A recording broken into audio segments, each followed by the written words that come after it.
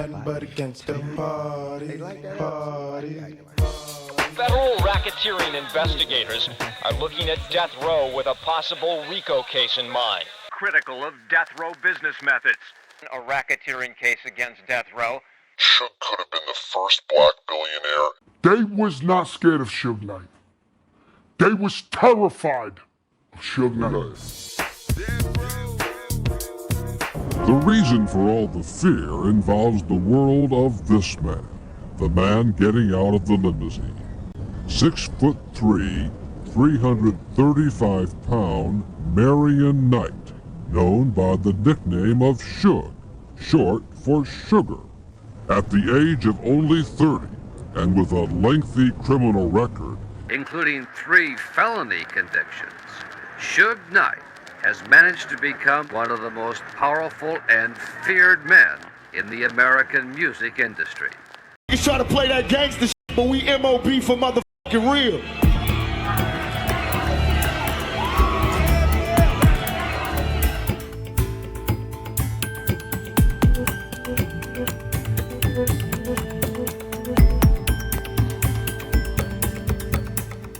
Suge Knight's entry into the music industry was a mix of street connections, aggressive tactics, and entrepreneurship that helped him rise to prominence quickly. Suge Knight was raised in a working-class family, but the gang culture fascinated him, and he hung out with the Bloods and also went to school with some of them. Growing up in a Blood Piru neighborhood, he was no stranger to violence from his early days. His football career ended when he shot his friend in the locker room, who had only minor injuries and didn't press any charges after the incident. Shortly after, Suge got married to Sharitha Lee Golden. After his football career ended, he transitioned into the entertainment industry by working as a bodyguard for celebrities, most notably Bobby Brown. The R&B superstar was facing financial issues due to excessive spending and legal troubles. In the late 1980s, while working as Brown's bodyguard, Suge Knight intervened to resolve a serious life-threatening situation. According to Reggie Wright Jr., Brown had accumulated a significant debt to LA drug dealers due to unpaid cocaine. These dealers placed a hit on the R&B singer. Suge Knight stepped in and negotiated with the individuals involved, effectively neutralizing the threat and allowing Brown to continue his tour without fear. This incident highlights Suge's early role as a problem solver in the music industry, using his street connections and negotiation skills. In return, Brown helped introduce Suge to key figures in the music industry, further expanding his connections with influential people in the business, helping him form relationships that benefited Deathrow Records later. Suge's first major move in music came through publishing. He reportedly strong-armed Vanilla Ice into signing over royalties for the song Ice Ice Baby, claiming the track was based on work by one of his associates, Mario Chocolate Johnson. The infamous story suggests Suge pressured Vanilla Ice into compliance allegedly by hanging him over a hotel balcony. Rob Van Winkle, or Vanilla Ice, at first confirmed a similar story, then later denied, saying that never happened. The first one, it sounds like he threatened your life. In the second one, it sounds like you have no problem with him. What's the true story? The true story is I'm not putting no target on my forehead, and I'm not coming out on TV and saying anything bad about Suge Knight. By the early 90s, Suge built a reputation as a trustworthy stand-up guy in the music industry. His connections with the Blood Mob Piru gang in LA added to his influence and reputation for being a reliable, well-connected enforcer. Suge understood both the streets and the business world, allowing him to maneuver through tough situations and quickly rise in the music industry. Suge learned in this period of time where to use force and where to use brains to get what he wants. The money from his Vanilla Ice publishing deal gave him the funds to start a label and invest in talent. However, at that time, it was a huge risk for him to put all his money into this label. So now David Kinner comes into the picture, a criminal attorney who was connected to some powerful people. From mafia ties to drug kingpins, Kinner was very well connected and just the guy Suge needed on his team. David Kinner introduces Suge Knight to Harry O. Soon enough, Suge and Harry clicked together. Suge offered Harry a 50% partnership for $1.5 million. Harry agrees and restructures the plan into a full-blown media company called Godfather Entertainment, which would branch out into several subsidiary production companies, one of them being the record label Deathrow Records. What I suggested to David and Suge is that I do not include my name in the corporation, and that these guys could go ahead and do the actual upfront managing and representing of the company. Kenner started off as my guy That was the plan at the time. The financial problem was resolved, but still Suge needed artists and producers for his label. On the other side, Ruthless Records was disputing with its artists over financial issues, most notably Dr. Dre, who had one of the worst record deals in the history of the music industry, as most of the money Dre earned went to Eazy-E and Jerry Heller pockets. And they tied Dre legally to Ruthless by using contract clauses of which Dre had no clue about up until later. Dre didn't even have almost no rights to his own music or production. Basically, they tied him to the Ruthless brand. Whatever he does or makes, there was some clause in the contract that had a benefit for Ruthless Records. Dre was very frustrated with this situation. This was a golden opportunity for Suge, and he took full advantage of it. Suge, he was aggressive, and he really seemed like a go-getter to me. You know what I'm saying? And he was making things happen. That's all I really care about, is getting in the studio making music. If you're gonna help me with that, so be it. Let's keep it moving. Suge contacted the DOC, who told Dre about this new record label and the guy behind it and his stand-up reputation, who was willing to help Dre get out of his Ruthless Records contract. The DOC, who was already at the exit door himself, also convinced Dr. Dre to leave Ruthless Records. One of Kenner's first major moves for Suge was helping secure Dre the DOC and Michela's departure from Ruthless Records. Suge using intimidation tactics and Kenner using legal strategies, Suge and Kenner pressured Eazy-E and Jerry Heller into releasing them, clearing the way for Dre and the DOC to join Deathrow. This chain of events led to the formation of Deathrow Records in 1991. Having seen and learned some of the business from touring as Bobby Brown's bodyguard and being mentored and advised by Dick Griffey, Suge Knight was ready to claim his spot. But Suge also developed his own approach to the business. Suge Knight was arrested in 1992 for allegedly breaking a man's jaw with a gun. Sources claim the dispute was over a business contract related to Deathrow's early operations. Suge allegedly pulled out a gun and struck the man across the face, breaking his jaw, but David Kenner maneuvered around this situation and Suge avoided prison time. Interscope Records handled distribution, giving Deathrow a major commercial advantage. Dre's debut solo album, The Chronic, dropped in December 1992 and became an instant classic, with over 5 million copies sold. The Chronic gave Deathrow the breakthrough and also introduced G-Funk and Snoop Dogg to the hip-hop mainstream. A year later, in November 1993, Deathrow released Snoop's Doggy Style album, which debuted at #1 on the Billboard charts and sold over 7 million copies. Deathrow Records quickly became a powerhouse record label, and Snoop the first superstar on the label. Suge's intimidating reputation often overshadowed the label's accomplishments, but also contributed to its formidable presence in the music industry business. The label's distinctive sound and branding, characterized by G-Funk music, helped create an iconic identity for Westcoast hip-hop during the 1990s. By the time of 1994, Suge Knight got his hands on some serious money. He surrounds himself with Blood Gang members by employing them, and he cuts off Harry O and stops answering his calls. A year later, in 1995, despite all the tension he created, Suge managed to forge the biggest record label of that time. Deathrow had already grossed a total of over $100 million from sales of tapes, CDs, and merchandise. At this time, he also made his infamous Source Awards appearance, where he dissed Sean Puffy Combs on stage, fueling the already tense East versus West beef even further. Any artist out there want to be an artist and want to stay a star, don't want to have to worry about the executive producer trying to be all in the video, all on the record, dancing. Come to Deathrow. Suge employed his wife as the artist's manager despite having no prior experience in the business. Many artists have spoken about feeling controlled or manipulated while working under Deathrow Records due to Suge's management style. For instance, Snoop Dogg noted that everything was in Suge's name during their time at Deathrow. Artists and employees were beaten for disloyalty. Deathrow's office and Can-Am studios were known for their violent environment.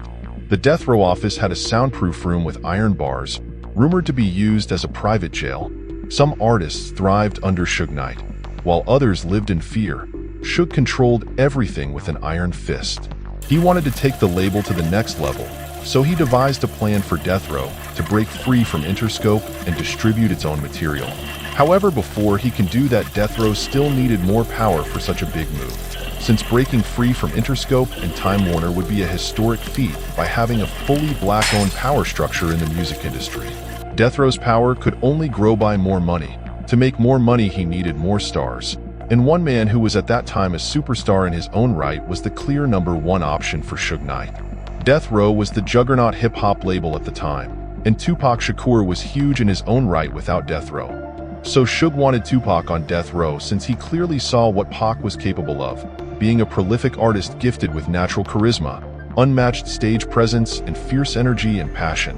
Suge has clearly seen Tupac's potential, and even before trying to sign him, he knew it would double Deathrow's influence having Pac there, generating money, power, and influence at the same time with this one move. Only then his plan to create a black-owned distribution network for hip-hop with Deathrow Records could go forward. Tupac, who was at Interscope, was frustrated with the label since he clearly earned well more than his bail required money, but Interscope held the money back by legal maneuvering Tupac's money since they didn't have a clue what to do with him. And actually, even Jimmy Iovine asked Suge to take Tupac on Deathrow, another perfect opportunity Suge was not going to miss. Suge collected the bail money from Interscope and Atlantic mostly, but also Deathrow money, and posted the $1.4 million bail for Tupac's release. Deathrow Records releases Tupac's All Eyes on Me, the first ever double album in hip-hop history. All Eyes on Me sold 566,000 copies in its first week, eventually selling 10 million copies in the US and over 14 million copies worldwide, becoming one of the most successful hip-hop albums of all time. Deathrow Records reached its peak. Money was flowing in from all sides, and Suge believed he had enough power to compete with industry giants like Interscope, Atlantic, and Sony. So he wanted to complete his original plan to start his own distribution company, cutting out industry middlemen. If Suge went fully independent, Interscope would lose millions in revenue from Deathrow's sales. Jimmy Iovine and other executives did not want to lose control, so they pushed back against Suge's plan. If Suge set up his own distribution, he would have full financial control, making it harder for law enforcement to monitor his money. FBI started investigating Suge for racketeering and money laundering. Some sources claim the government put pressure on major labels to cut ties with Suge to prevent him from creating a black-owned distribution, since it would snowball into major changes in the music industry and change the landscape of future business. If Deathrow succeeded, everybody else would try to do the same, and the elite was clearly not going to let this happen. There were rumors that someone inside Deathrow leaked Suge's plans to industry executives and authorities. Some believe that Dre or Snoop may have played a role in stopping Suge from gaining too much power. Shortly after the release of All Eyes on Me, Dre left the record label as the violence and gang influence inside the Deathrow camp reached its peak. Ultimately, Suge's plan for black-owned distribution never materialized since it was obstructed from all sides. At this point in time, the Deathrow Records roster consisted of the biggest rappers and producers of that time. At its peak, Deathrow Records was worth an estimated $750 million, which is $1.5 billion in today's money. Which sounds like a fairy tale if you remember that it started as a $1.5 million investment. Suge turned those $1.5 million into $750 million. Or if we go by today's money standards, Suge Knight managed to turn $3 million into $1.5 billion in a time span of 5 years. That's clearly some genius work right there from Suge. Anybody can say whatever they want to say about Suge today, but to accomplish that requires some serious talent, guts, and brains. Suge Knight was an entrepreneurial genius. It took Elon Musk 7 years from 1995 to 2002 to build up Zip2, then PayPal, and sell for $1.5 billion. Suge built his $1.5 billion company in 5 years, at the age of only 31 years old. Just a small comparison on what kind of potential this man had if he could stay away from the gangster mentality. It's likely that Suge could have been the first black billionaire and Tupac could have been the first hip-hop billionaire. However, Suge Knight was also a chaos-making expert. Wherever Suge set his foot, you can expect some kind of chaos. He was the most feared man in the music industry for a reason. But it all backfired on September 7th, 1996, when Suge Pac and the rest of their entourage got into a scuffle and beat up Southside Crip Orlando Anderson after a Mike Tyson boxing match. Hours later, Suge and his biggest cashmaker Tupac Shakur were shot in a drive-by shooting in Las Vegas, and Pac passed away 6 days later on September 13th, 1996. A lot of people in the hip-hop community have said that this incident will change hip-hop. This is a really landmark event, tragic event at that. and that the music will probably never be the same. Do you see the direction of Deathrow changing? Is there going to be a different type of music put out? Not at all. We're going to do the same thing we've been doing and sell records. Like I said before, my main goal is fulfill Tupac's dreams. And Tupac would definitely never want the music to change or the style. So we're going to keep it the way he would like it. The most influential rapper ever fell victim to a gangbang retaliation drive-by shooting. By the age of 25, Tupac was a megastar. Without the internet, without the social media, this man had murals of him all over the world after he passed away. His brutally honest songs and character had such an impact on people that 30 years after he passed away, he still has a huge devout fan base. This man had the potential to change the world, and one mistake cost him everything. This tragic event led to a chain of events which would set in motion Deathrow's slow and painful decline. Suge was sentenced to 9 years in prison for probation violation. Deathrow had a lot of money, and with Suge behind bars, everybody wanted their piece, so the struggle for power began. Deathrow changed multiple presidents in a short time. People were stealing from Deathrow, or they just took what belonged to them in the first place. Suge took a lot from people, but he also gave a lot to the people. The violence on which the label was built was the cause of its ultimate downfall. Snoop left in 1998 due to extreme tensions between him and Suge, since Snoop claimed he was never properly paid for his work, and he signed with No Limit Records in 1998.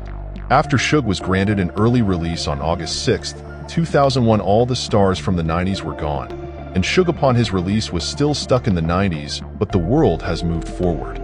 In 2003, he served another 10 months for violating parole after striking a parking lot attendant. In 2004, Dr.Dre was receiving his Lifetime Achievement Award at the Vibe Awards, but a man came from nowhere and punched Dre in the face. Members of G-Unit quickly retaliated and escorted Dre out of the building. Young Buck got his hands on a fork and stabbed the guy who punched Dre. Many sources claim Suge Knight was behind this assault. What's up, baby King? What's going on, dog? What the fuck is happening? The hate is thick, cuz. Anytime you got a bunch of niggas in the game that's doing what's right, and you got a few niggas that can't get their shit right, they hate. So there's a lot of hate going on right now, but it's gonna be alright. This is a Quincy Jones situation, cuz. You should respect Quincy enough to not trip on it like that. This is a Quincy Jones situation, cuz. Niggas disrespecting cuz ain't got no respect for the game in general, cuz. You need to kick them bitch ass niggas out that trip. By 2005, he was shot as a violent brawl broke out at the pre-MTV Video Music Awards party hosted by Kanye West. Witnesses claim Suge was shot in his leg as he was backing off from the confrontation. He sued Kanye, blaming him for poor security, but a judge ruled in Kanye West's favor. Previously, Suge rebranded Deathrow Records as The Row and even had decent success. But Suge being Suge, he just couldn't stay out of trouble, and that gangster mentality. Old habits were still present. The lawsuits piled up, the money was gone, and in 2006, Suge filed for Chapter 11 bankruptcy, claiming Deathrow had $100 million in debt. A court-appointed representative took over Deathrow to sell its assets and pay off debts. The assets were auctioned and sold for $24 million. Later in 2007, Suge tried to revive Deathrow as he was setting up a deal for a reality TV show called Unfinished Business. Suge Knight is back, and it's time to handle some unfinished business. Which was supposed to feature flashbacks from his former glory as he was on the lookout for new talent to revive his company. But it was canceled because by the mid-2000s, Suge had too many enemies in the industry, and he was simply blackballed by the industry main players as his violent street-heavy brand of entertainment wasn't seen as mainstream-friendly. And also his muscle was gone. The majority of the Blood Mob Pyru crew from the 90s, who worked for Suge, was killed. From this point in his timeline, Suge lost his credibility, his money, and the little power that he had left. He was a shell of his former self, and he kept sinking deeper and deeper. From 2008, he completely lost control of Deathrow Records brand. Later that year, he was involved in an altercation outside a nightclub in Hollywood and got knocked out by a local barber. Some rumors claimed it was linked to a gambling debt. In 2009, Suge got into an altercation with Akon over some payment issues involving a producer named Detail who Suge was managing at the time. That producer was also working with Akon and complained to Suge that Akon owes him money. Suge confronted him, and after some back and forth, Akon's manager and bodyguard stepped in and warned Suge. Suge kept threatening them, and the manager knocked him out. Suge pressed charges after this. From 2010 to 2014, Suge got arrested multiple times for parole violations, drug possession, robbery, driving with suspended license, unpaid royalties lawsuits from former Deathrow artists, and an incident that led to charges of attempted murder. In 2014, Suge Knight was shot again 7 times at a party for the MTV Video Music Awards at a nightclub in West Hollywood hosted by Chris Brown. He suffered gunshot wounds to the abdomen, chest, and left forearm. Suge sued Chris Brown and the nightclub owners for failing to have adequate security.